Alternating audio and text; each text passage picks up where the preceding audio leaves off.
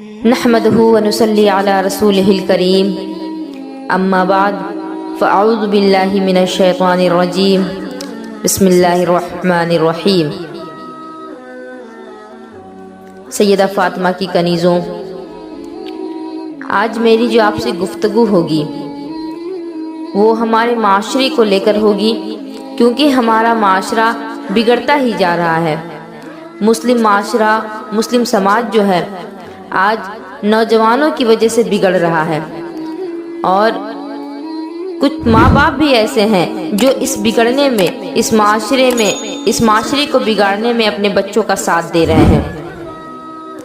یہ برا ماننے کی بات نہیں، مگر میں کہتی ہوں کہ اگر محلے میں 100 گھر ہیں تو ان میں کم از کم 80 گھر تو ایسے ہیں کہ جن میں جوان بیٹیوں کے ہاتھ میں موبائل ہوگا۔ اللہ کے بندوں، تھوڑی عقل سے تو کام رکھو۔ اگر 3 روٹی میں سے تم 1.5 روٹی کھاتے ہو اور 1.5 کو برباد کرتے ہو تو کم از کم جتنا کھایا ہے اتنا تو عقل استعمال کرو۔ آخر کیوں دیا ہے تم نے بیٹی کے ہاتھ میں موبائل؟ وہ کس سے بات کرے گی؟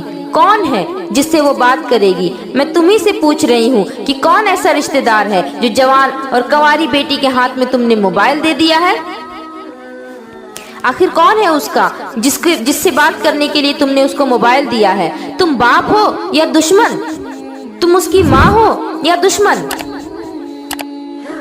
کہتے ہیں بیٹی بات کرے گی، بیٹی دوستوں سے بات کرے گی، بیٹی سہیلیوں سے بات کرے گی، بیٹی واٹس ایپ چلائے گی۔ آخر کیوں چلائے گی اور کس سے بات کرے گی؟ فیس بک چلائے گی، کیوں چلائے گی؟ یوٹیوب چلائے گی تو کیا دیکھے گی؟ مجھے بتاؤ، جوان بیٹیوں کو موبائل سے آخر کیا کام؟ اور لیکن جب وہ پوری طرح بگڑ جاتی ہے، جب باتیں ہونے لگتی ہیں، رات کے 12 بجے تک موبائل پر چیٹنگ چل رہی ہوتی ہے، لفنگے لڑکے دن رات موبائل پر پڑے رہتے ہیں اور تمہاری بیٹیاں ان کے ساتھ پڑی رہتی ہیں، میں تم سے پوچھنا چاہتی ہوں کہ یہ ماں کو پتا ہے کہ میری بیٹی کس سے بات کر رہی ہے؟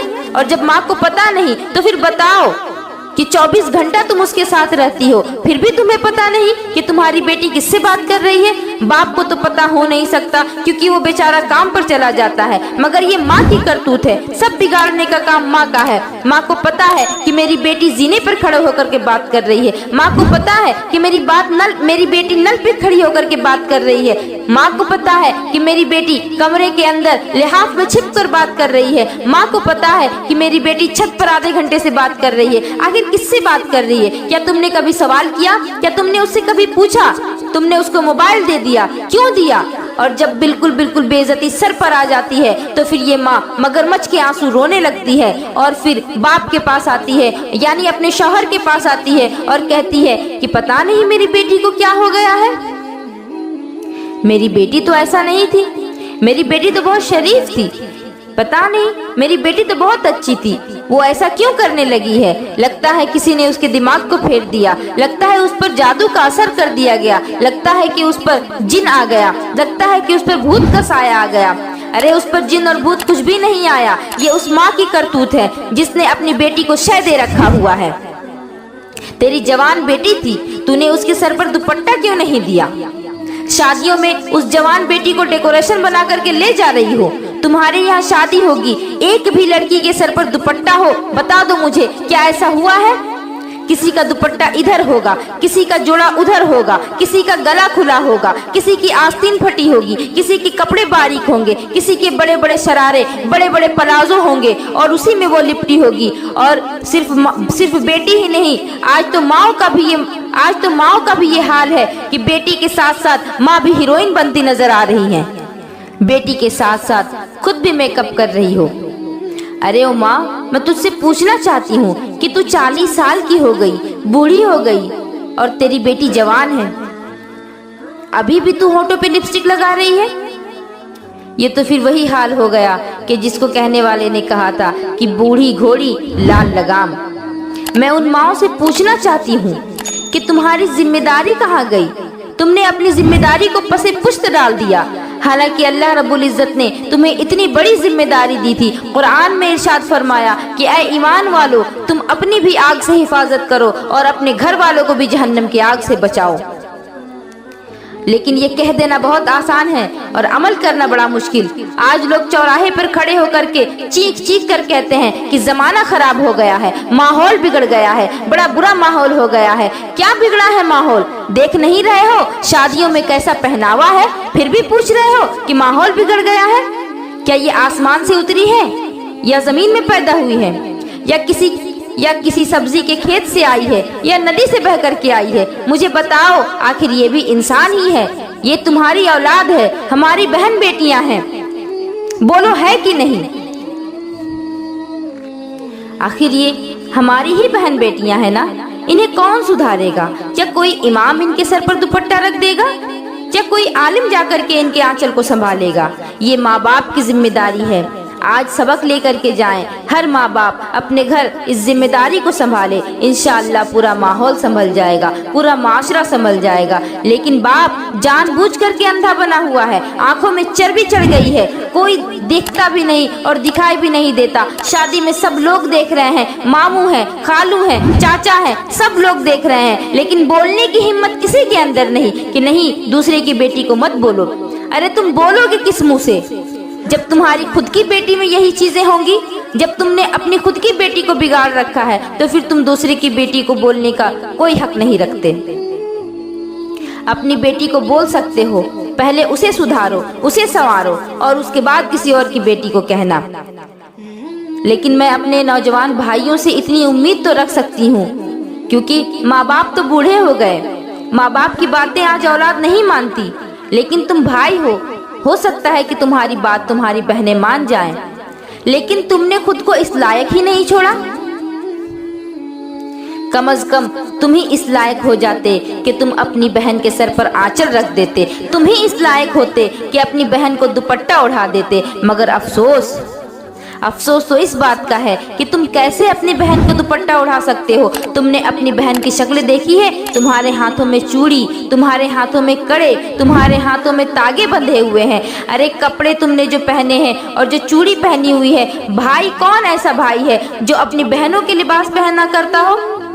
जब भाई ही ऐसा करेगा तो फिर वो अपनी बहन के सर पर दुपट्टा कैसे रखेगा? कानों में कुंदन है, कड़े और चूड़ी पहनने वाला भाई कौन सा हाथ लाएगा कि अपनी बहन के सर पर दुपट्टा रख दे? कानों में कुंदन पहनने वाला भाई कौन सा हाथ लाएगा जो अपनी बहन के सर पे दुपट्टा रख दे?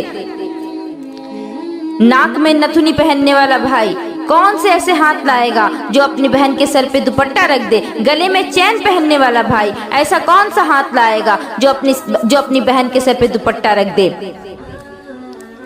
मेरी तुम्हारी बहन को छत से तकने वाला भाई, मोबाइल से बातें करने वाला भाई, अरे बोलो शादियों में इधर उधर लड़कियों को छेड़ने वाला भाई। जब भाई ही इस तरह का होगा तो फिर भला वो अपनी बहन के सर पर दुपट्टा कैसे रख सकता है? कहाँ गए वो भाई जो अपनी बहनों को अपनी इज्जत कहा करते थे? कहाँ गए वो भाई जो अपनी बहनों के सर पर आंचल रखा करते थे? आखिर कौन रखेगा? सैयदा ज़ैनब रज़ी अल्लाह ताला अन्हा थी, हजरत हुसैन की बहन, इमाम हुसैन की बहन। सैयदा ज़ैनब की एक मर्तबा तबीयत खराब हो गई, उनके शौहर ने उन्हें दवा ला करके दी, तबीयत ठीक नहीं हुई। शौहर बोले चलो मैं तुम्हें हकीम के पास ले जाता हूँ, हाथ पकड़ करके मर्ज देख लेंगे तो फिर तुम्हें जो दवा देंगे वो दवा तुम खा लेना तो फिर तुम ठीक हो जाओगी। लेकिन हुसैन की बहन बोली कि मैं गैर मर्द के हाथ में अपना हाथ नहीं दूंगी, मैं गैर मर्द के सामने नहीं जा सकती। शौहर ने कहा कि तुम हाथ मत देना, मगर तुम पर्दे में ही चलो, मेरे साथ चलो, और तुम मेरी इजाजत से जा रही हो, तुम्हारी तबीयत ठीक नहीं हो रही है, यही वजह है कि मैं तुम्हें ले जा रहा हूँ। वो तो एक भाई की बहन थी ना, वो तो ऐसे भाई की बहन थी जिसने मजहब इस्लाम को बुलंद किया। वो हुसैन की बहन थी, कहती है कि मैं नहीं जा सकती, जाने की तो इजाजत मजहब इस्लाम ने दी है, मगर मेरी मजबूरी है, मैं हुसैन की बहन हूँ, मेरी मजबूरी है कि मैं फातिमा की बेटी हूँ, मेरी मजबूरी है कि मैं अली की बेटी हूँ, मेरी मजबूरी है कि मैं नबी की नवासी हूँ। आज तुम्हारी बहन क्यों नहीं ये कहती? तुम्हें देख करके सर पर आंचल क्यों नहीं रखती? तुम तो खुद नचकिए बन गए हो। यहूद और नसारा ने तुम्हें छक्का बना दिया है, बिल्कुल छक्का बना दिया है। तुम नहीं जानते, तुमने अपनी बहनों की शक्ल देखी? क्या तुमने अपनी सूरत देखी? कंघे लगा करके तुम फिर रहे हो, बालों में जेल लगा करके बालों को खड़ा कर रहे हो। तुमने अपने बालों को खड़ा कर लिया है काड़े के सींग की तरह। लड़कियों की तरह तुमने अपने बाल बनवा लिए। तुमने लड़कियों की तरह कानों में कुंदन पहने, नाक में नथुनी पहनी, गले में चैन पहना, हाथ में तागे पहने, पूरा छक्का बन गए हो। अब तो तुम लड़का बन नहीं सकते, तुम तो मर्द हो, लड़की बन नहीं सकते। और लड़कियों के जेवर पहन रखे हो, अब तो तुम बीच के रह गए। पता है बीच वाला कौन होता है? कभी ताली बजाता हुआ नहीं मिला क्या आपको? कभी मोहल्ले में आपको घोड़े पर नाचता हुआ नहीं मिला? शादी ब्याह में आपको नहीं मिला? अगर नहीं मिला तो कभी बस पे सफर करते हुए जरूर मिला होगा, ट्रेन में सफर करता हुआ ताली बजाता हुआ जरूर मिला होगा। मैं उसी की बात कर रही हूँ। तुमने अपने आप को बिल्कुल उसी की तरह बना लिया है। तुम लड़के हो, तुम मर्द हो। मर्द को अल्लाह तबारक व तआला ने औरत पर फजीलत बख्शी है, लेकिन तुम मर्द होते हुए औरत की वज़ाक़त इख्तियार कर रहे हो, औरत का लिबास पहन रहे हो, औरत की तरह ज़ेबो ज़ीनत कर रहे हो। ये तुम्हारे लिए हराम है।